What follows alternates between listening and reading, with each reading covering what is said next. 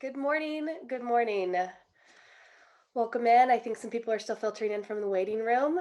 Thank you for being with us this morning. This is an unusual time for us, but we're really glad to kick off our day this way. My name's Colleen Curlin. I lead the programming for the Battery, and I'm glad you all could be here with us this morning to join for this event. We are recording today's talk, so we will share a link after. You can always find it on our Battery TV page as well. You're here today for No One Succeeds Alone. As you may have read on the page, during his career, Robert Reffkin relied on many well-known and influential mentors to help achieve success. Today, we're going to hear more about this experience of mentorship and all about his new book, No One Succeeds Alone, Learn Everything You Can from Everyone You Can. We're really in for a treat this morning, and I'm delighted to welcome Robert, who has made Compass one of the largest and fastest growing real estate technology brokerage in the world. Reffkin is the only Black founder in commercial real estate and the only Black founder and CEO of a unicorn company that has raised more than $1 billion. And as sad as that statistic is in 2021, it's truly a testament to his incredible achievement. To share a bit more about Robert, Robert is an entrepreneur on a mission to help everyone find their place in the world. He was inspired to enter the world of real estate by his mother, Ruth, a longtime agent who now proudly works at Compass. Robert completed a BA and MBA from Columbia University and worked at McKinsey, Goldman Sachs, and as a White House Fellow. He ran 50 marathons in 50 states to raise $1 million for charities, including America Needs You, the nonprofit he founded to serve young people living below the poverty line who are the first in their families to go to college.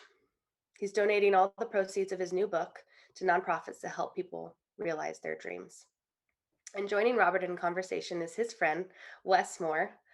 Wes Moore is a combat veteran, best-selling author, small business owner, Rhodes Scholar, and former CEO of Robin Hood Foundation, one of the nation's largest anti-poverty organizations.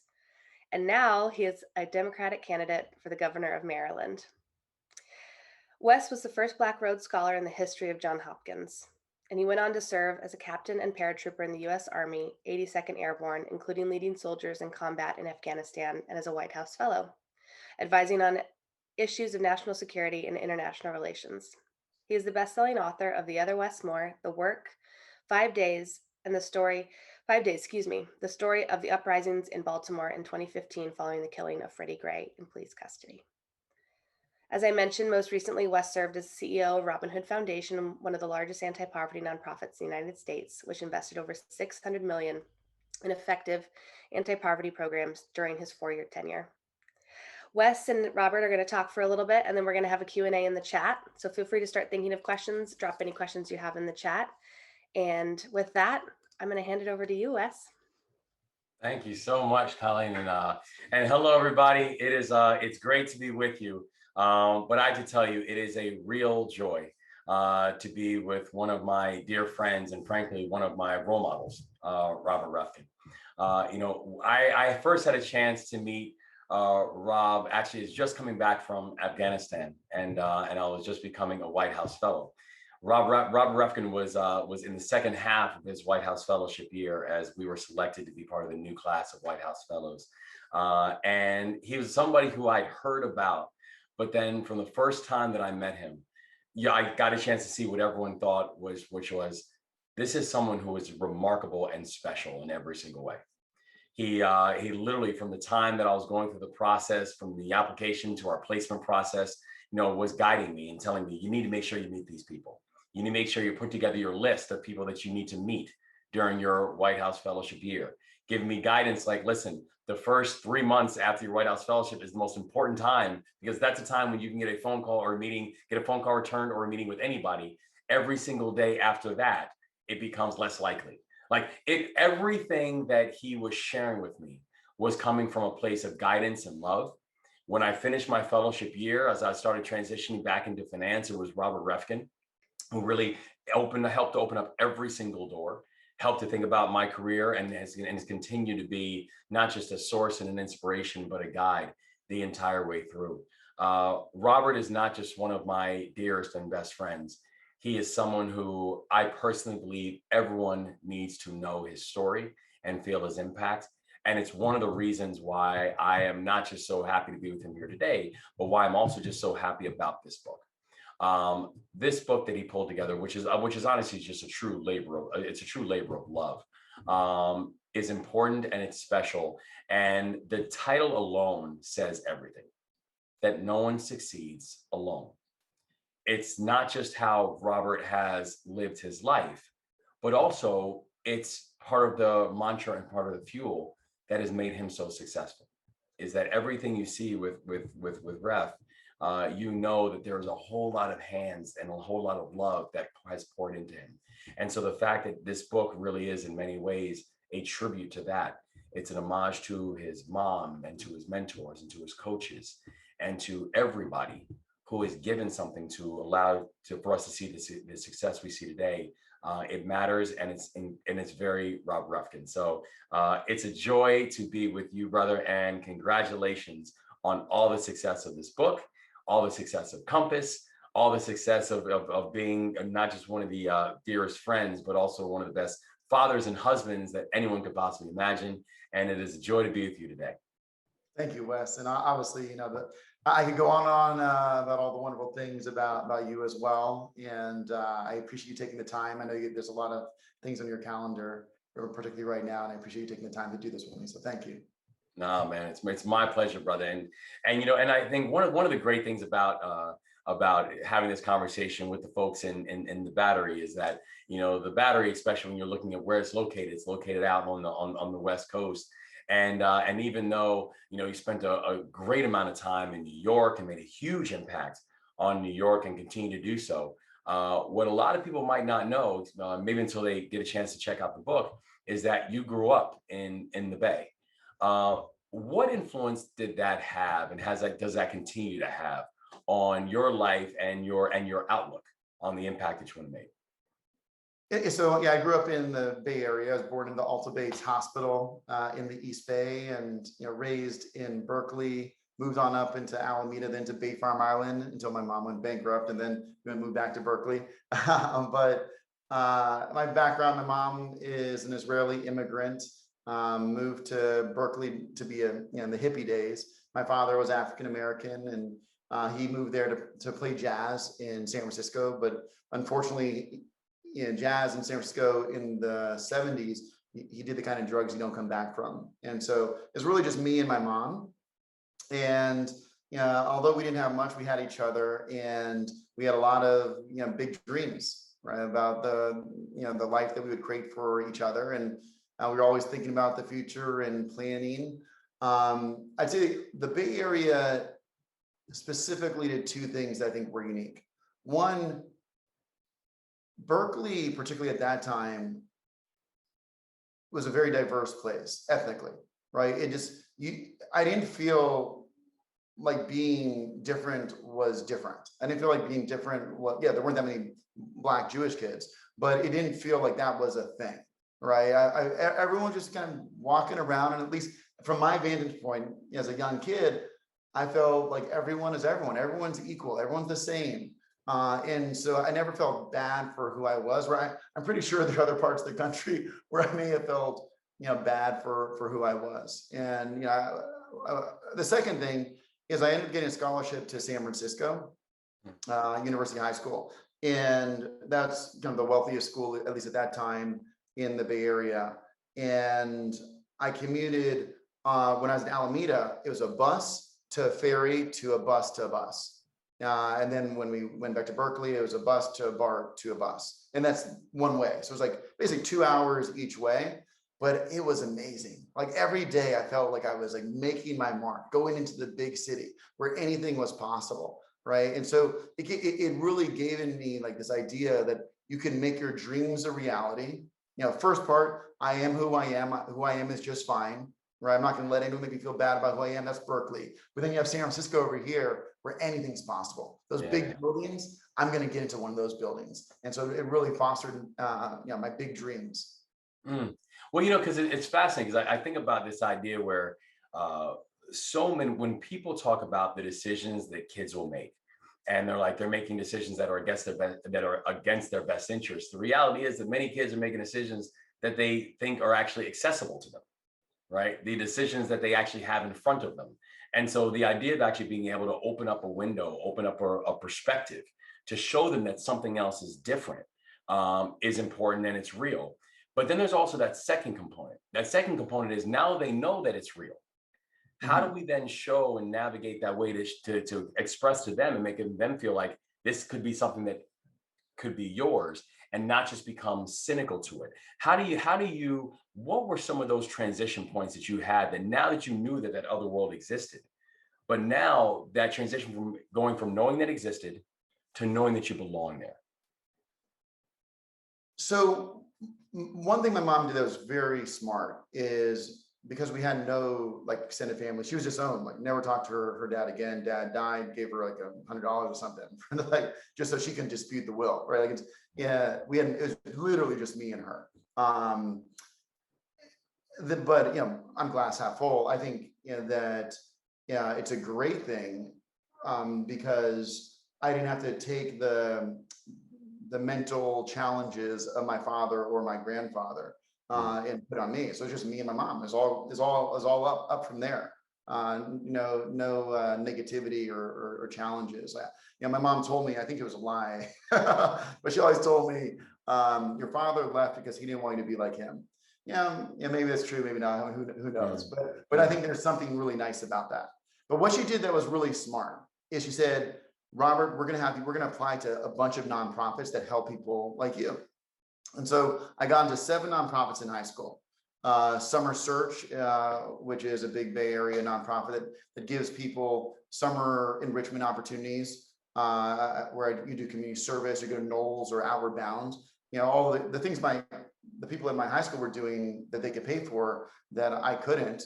I was in the National Foundation for Teen Entrepreneurship that taught me how to start a DJ business. So the DJ when I was in high school, and I won the venture capital awards. They gave me $500 to seed it.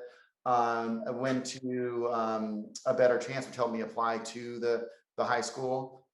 Summer Bridge, Inroads, SEO, on and on. But these organizations, what I realized is every one of them had board members that wanted to see me be successful.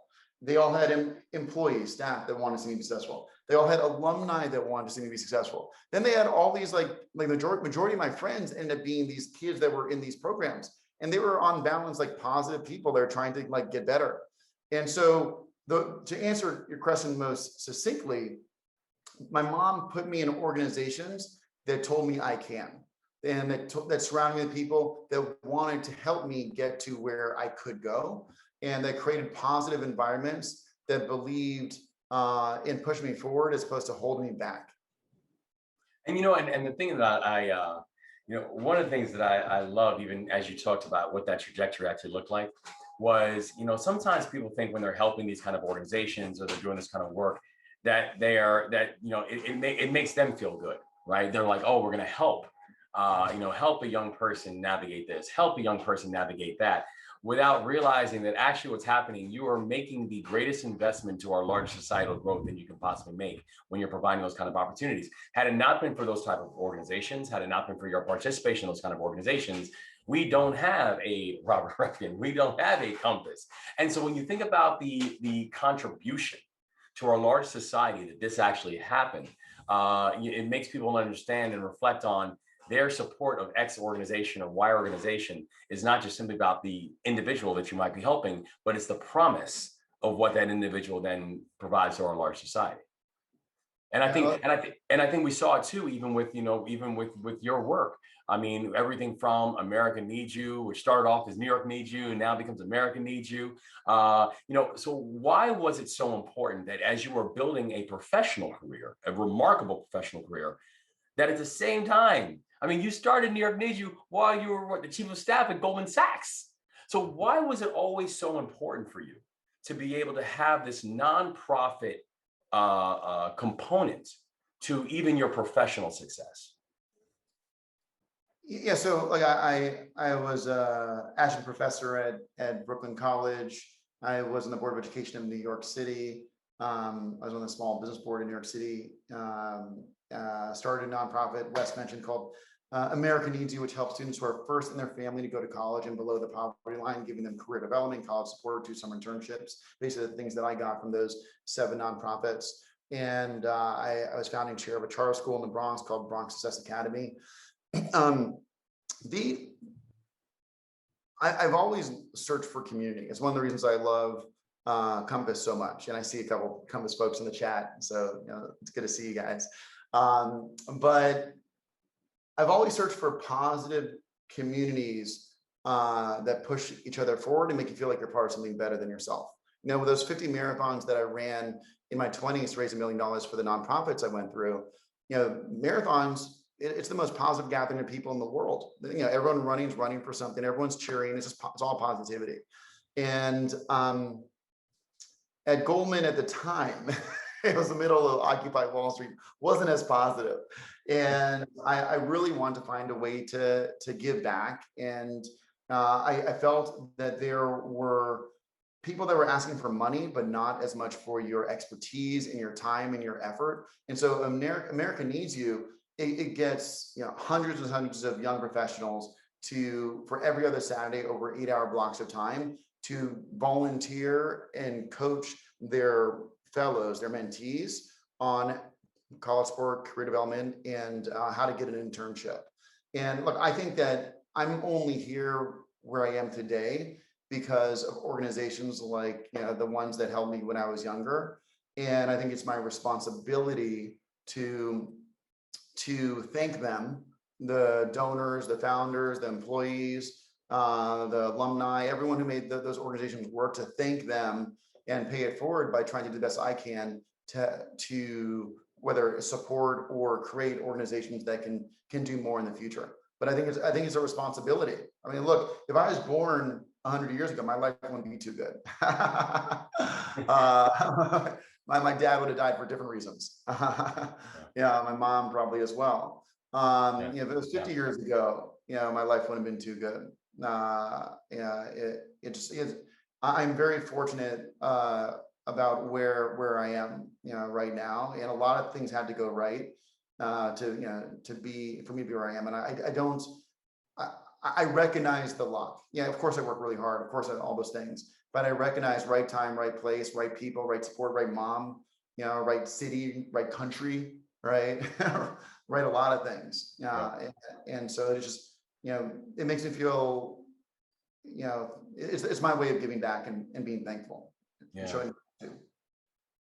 Well, I think that there even for a lot of people on here, people say, well, I want to be a mentor. I want to give back. I want to do X, Y, and Z. I think there are a lot of people who, frankly, who will pick up this book and just be very inspired about how everyone can figure out a way in their own life to continue to contribute in new and in different and creative ways, in ways that fit you, whatever your life or your lifestyle is, ways that fit you, that you can give something back to our universe that is accretive.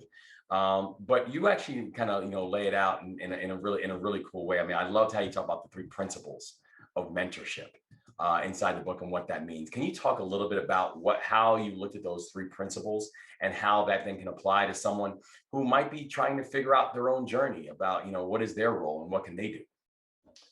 Yeah. So look, I think I've been able to benefit from more mentors than anyone else that I know of. All these people that want to help me. I think it started off that I never had a father, so I always wanted one. And so when I first, I was in these 7 nonprofits, I asked for real advice. I was like, how do I get there? And what does there look like? And what are my challenges going to be? What can I do to stand out? Right? It was very personal.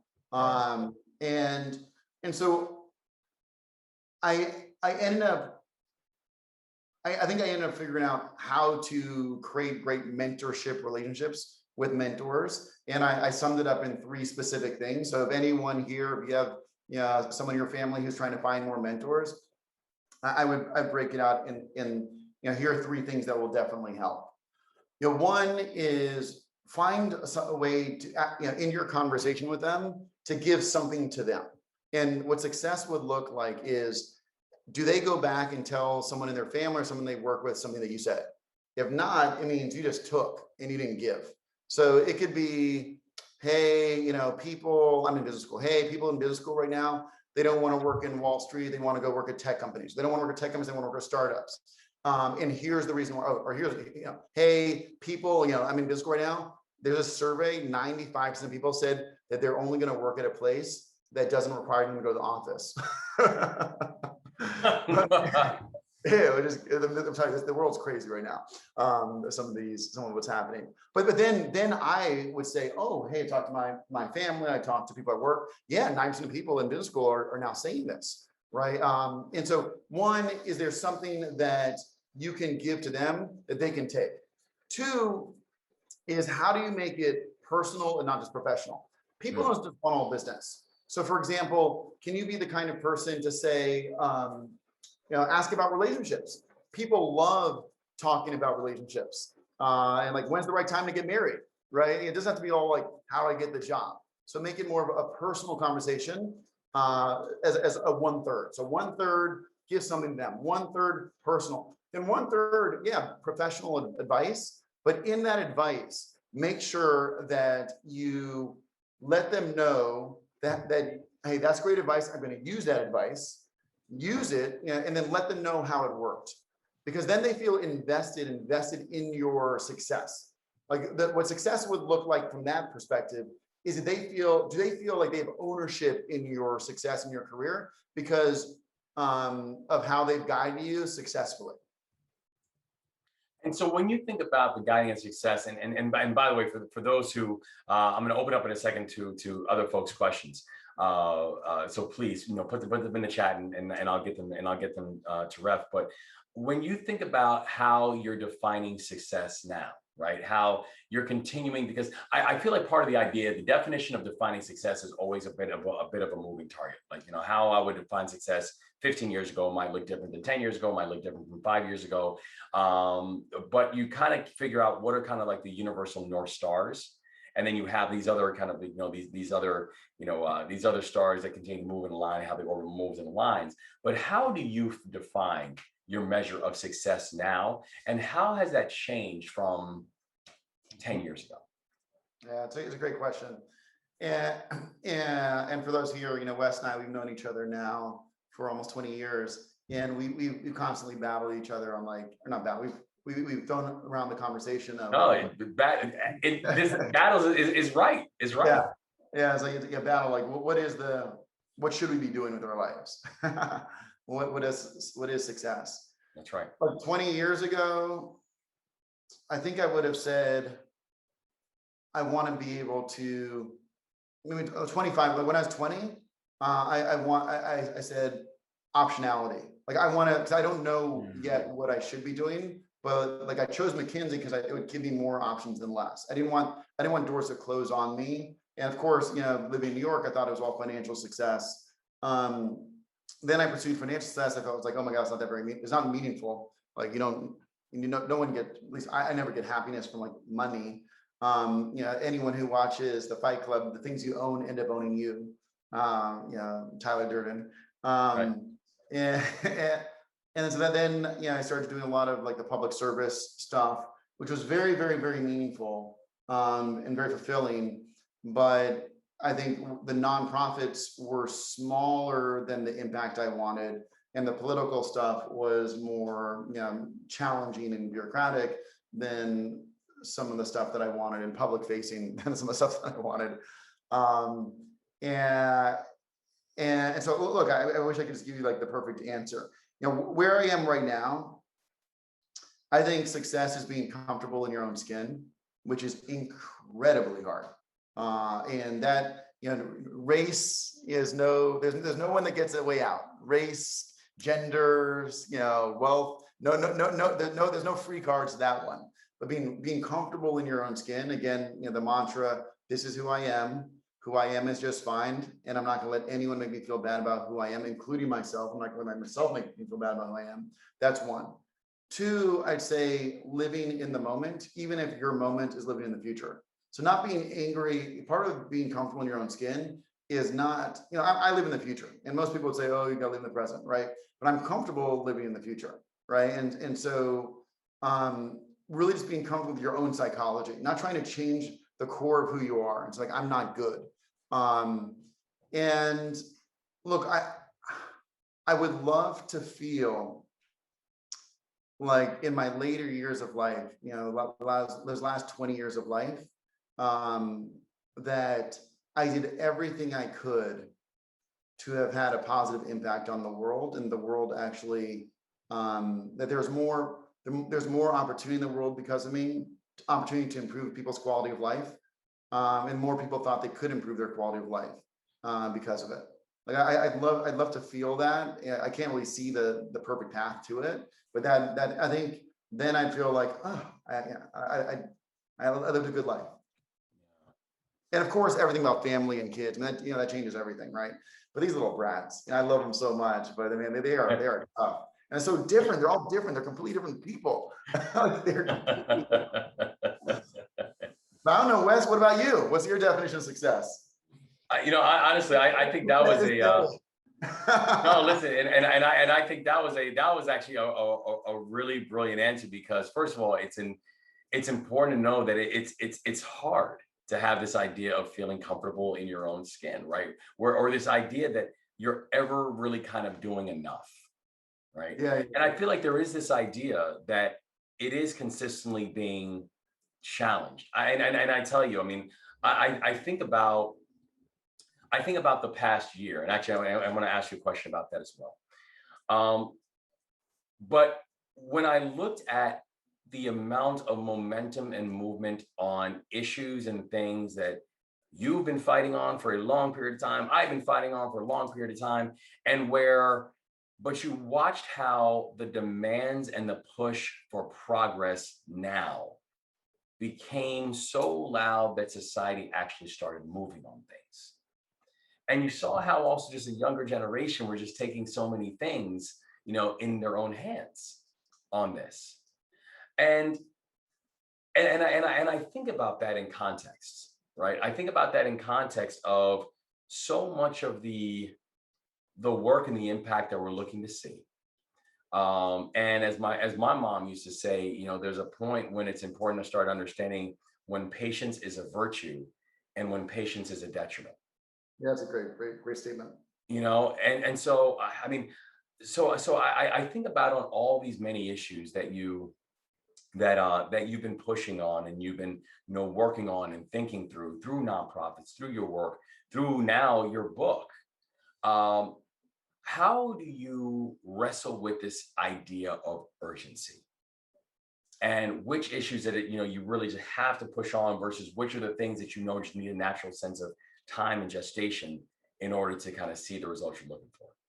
Yeah, let me start by saying, because hearing you talk, I think helped me think through something where it's like you said you never felt like you did enough. I think when you're Black, one of the challenges are a sense of guilt, right? Like you've been like, I've been able to be successful because I'm so lucky, all these people helped me. And then you have the sense of guilt that you never did. And then the only way you can pay that guilt back is by doing more to give back. And so I think that may be one of the underlying drivers of that sentiment of success. The other sentiment of success, and be interested in both underlying drivers were that I'm Black, but the being comfortable in your own skin. Look, when you're Black, I remember being in the East Bay and going to Gap, and like they're following you around. Yeah, and it's almost like lose psychology. If they're following you around, like, oh, they're following me around because I'm Black. If they're not, then no one's coming to ask me help. It's like, oh, they don't ask me help because I'm Black. Right. So lose. Right. And so, yeah, I don't know. Just hearing you say that, it made me think of those sentiments. And in terms of urgency, look, you and I have gone through the same thing. We were raised. The generation before us told us you have to work twice as hard when you're Black. This is the way the life is. This is the way the world is. Accept it. Just work harder. And this young generation today, they're like, no, you shouldn't have to work harder. You should expect more. You should expect, we should expect equality in every single sense. And it's been like very shocking for at least for me. And it's like it's a big mind shift. Oh yeah. You expect more, and there should be more urgency. And to see like all these people supporting it, it's like, and just, it's really surprising. And I think part of me doesn't want to, in the early days of Black Lives Matter, didn't want to believe things would change because I didn't want to like put my heart in it, like almost think about like, I want to put my heart into my father, and then he just leaves. Heart into like someone who loved me, and then he's gone. I don't put my heart in all this wave of Instagram, Right. and then all a month later, then no one cares. They're on to the next thing. Yeah. Now, and so like those are all very like personal issues, but I can, and like these are hard things, right, that you're asking questions around. But I can tell you, I'm very thankful for the current generation for pushing things forward. And I want the world that they are pushing for. And it's remarkable to me to see how much things have changed in the last 20 years when it comes to like in the LGBTQ plus community, and like how the equality that's expected and demanded there. And I think that was a big push that happened over the last 10 years and more, but like a lot of progress made. The same trend line can happen for Black and brown people across the country and the world. I think that'd be a wonderful thing. Yeah. But it's hard for me to put my heart in. I don't want to be disappointed again, right? Yeah. Well, it's but I think that there's one thing that I continue to, there's many things that I continue to love about you as a human being. It's this idea of risk. And I think, you're a natural entrepreneur by your nature. And one thing about a natural entrepreneur is a person who is never afraid to take a risk, who knows that success is not going to be guaranteed. If success were guaranteed, you would have never made any of the professional decisions that you made. You did them with an idea of saying, I trust in myself. I trust in, I trust in my wife. I trust in my family. I trust in my God. I trust in my village, and it's worth taking taking the risk. And when I think about the type of world that you hope for, that I hope for, that many of these other people hope for, it is not one without risk. It's not one that we're automatically going to get there. It's not one that, we talk about kind of like the Dr. King used to talk about the moral arc is long, but it bends towards justice. But as you say, it doesn't bend there because of gravity. It literally bends there because there are people on the other side who are pulling it that way, right? Because the work is actually, being done.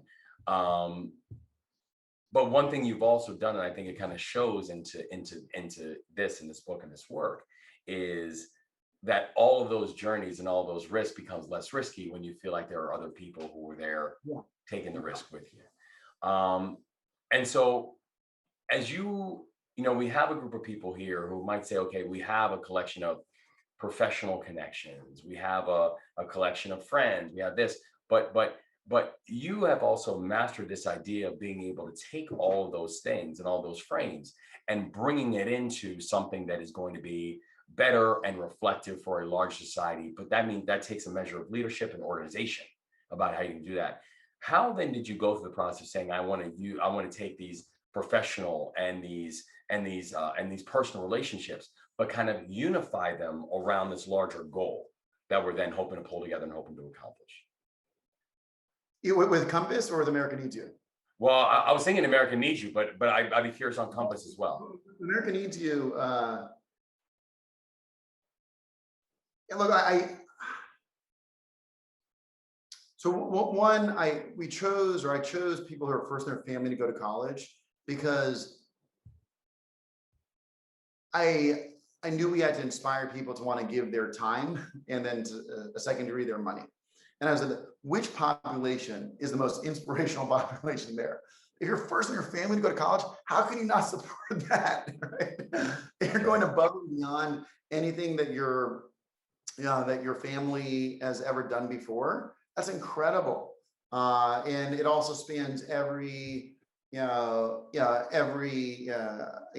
gender and race and ethnic background, etc. So I think it was very universal, but it's towards like these kids who need your help to guide them because their parents can't do that, and they're pushing our society forward, and they're pushing their families forward. They're going to be pillars for their family.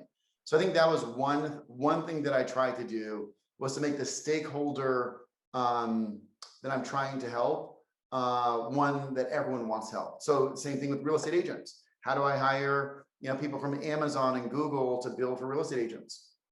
Hey, real estate agents are the largest group of entrepreneurs in the country. Yeah, it's an industry 2 million strong, one of the largest industry of single mothers. And because it gives you the flexibility to take care of your family, enough income to support them. It's the largest industry dominated by women. It's an industry of families that work together. Of our top 100 teams, over 20% of them are families that are working together. It's one of the first industries at scale that let the LGBTQ plus community thrive. And so, in terms of a tactic, no one succeeds alone. Part of what that also means is, how are you, for things you care about, how are you gonna get as many people to care about that as possible? And I cared about giving back. So I want to say, okay, which population will help me get the most people to want to give back as possible? At the time, I thought it was first year family go to college, and for Compass, the company, in the business of real estate, how could I get, when agents are the center of everything, they own the client relationship, they own the transaction, they own the information, the data, that they're the ones who have access to all the listings, they own the inventory, they own the referrals to mortgage, title, all the adjacent services. How can I get the people to want to build for them? Really framing them as what they are, as the greatest group of entrepreneurs in this country. We have I have a great question in here as well, from Jonathan Carver Moore. Great last name, by the way. We might be cousins. But the question is, and he says he's also from Maryland. This is good. We actually might be cousins here. But he says, Robert, you make a great point about being Black, and how we hope that Black people too will see the change and support as the LGBTQI community. I'm gay and Black. How do you think I can work between the two communities to help bridge the gap so that we can push forward just as other communities have as well? Great question. There's more work to be done in every community, but I believe, so I have a principle called learn from reality, which means the greatest advantage you have in life is the speed at which you learn. So you have to learn fast. How do you learn fast? You look at proven models of success from individuals, organizations, or companies, and you integrate it into what you're doing as fast as possible. I think the LGBTQ plus community, and Pride, it's just, there's so much to learn. For any other community that wants advancement, there's so much to learn. One is like love wins. How do you fight against that message? It's pretty damn hard. Love wins, right? And so I know it sounds simple, it may sound like optics, but hey, optics matter. But how do other communities create messages that are super simple and you can't dispute, right? Like Black Lives Matter should not be, to be very clear, should not be disputable in the language. But the language has created an argument of, hey, all lives matter, right? And so love wins. I think this is so perfect. And so, look, I don't have a perfect answer for you, but I think, if you could be somebody who could say, like, here are all the things that worked, much more than I know. Like, here's everything that worked. We think about how they organized, how the parades worked, how they celebrated who they were, their individuality, how they brought positivity to others to the movement, how they raised capital, how they worked with politicians. Like, I don't know the detail, but I know it made a lot of progress. And well before people, companies were putting Black Lives Matter Instagrams, they were doing Pride Instagrams. So like, what can we learn that we could pass on to to other communities, like the Black community, and I think would be very, very, very helpful. And I do think we all are aligned in creating environments where people can be who they are and don't feel bad about who they are, right? And so I think there's this underlying thread that we all share, and so those are my thoughts. We're coming up to a close, but there is something that that I know I wanted to ask is that, I think when people say this idea of saying, I'm experiencing past my wildest dreams, I never could have imagined this. I often think about you in a conversation that we had before where, you talk about how this idea of how we have to be able to imagine what it is that we're actually aiming to accomplish, what it is we're actually able to get done. When I think about the success of Compass, what you've been able to build, what you've been able to lead on, I don't think that there's a time when you walk around and say, "Oh, I'm just pinching myself because I never imagined this." No, I think you said, "I know what we can build if we execute on it," and you built exactly the kind of platform and the kind of impact that you then envisioned. When you think about this next stage of impact, this next stage of what it is that you want to continue to contribute to the world and contribute to all of us, how do you think about that? Look, I look at, like I always have, learned from reality, like I just talked about. So I'm trying to look at other individuals, and who has done things that are, that are in the same world that I'm in, that let's say called a founder of a tech company. And then I'm like, that's something that I'd really love to do. That would make me happy, and would make me feel like I'm having the kind of impact I should. Now, so I think in this profile, I think I'm not going to go into the vast majority of people that I don't want to be like, but I would say, particularly as an homage to the Battery in San Francisco, I think Marc Benioff is a really special human being. I think he's incredibly authentic, also a Compass investor, but he's incredibly authentic. Aloha, the end of every one of his meals. I think he is a champion of everyone can be who they are and still be, whatever version of success they want. I think he likes bringing people together from different backgrounds to think through how to make the world a better place. I think he gives back a lot philanthropically. Anyone who lives in San Francisco knows that. He's maybe the biggest philanthropist in San Francisco. And I think that he, with Salesforce, he tries to see how we can use that in a way that is both the right thing for the company, but also that can give back more to the world around it. So he created this pledge where every company should give back 1% of their profits, 1% of their time, to others. And so, like, I think that's, of all the people I look at, I think that's probably the role model that I look at most. But of course, as you know, Wes, I'm 100% committed to Compass. And we have 25,000 people in the company now. It's kind of remarkable. And as much as you'd say like it was my idea, look, it's my idea to push and move and go forward, get there. But the things that Compass has created are really just a collection of so many other ideas. I actually measure my success at the end of every year of how much, I actually do it at the end of every year, how much of what we did was not my idea. How many of the new markets we launched, I didn't come up with. How many new products that we launched, I didn't come up with.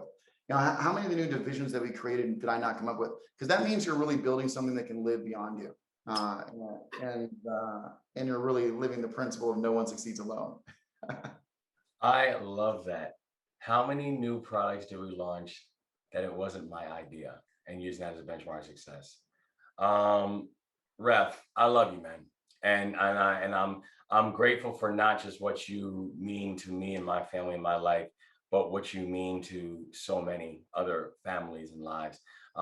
This book, No One Succeeds Alone, learn everything you can from everyone you can, is special. And I would just urge everybody to go pick it up and apply it into your world, into your life.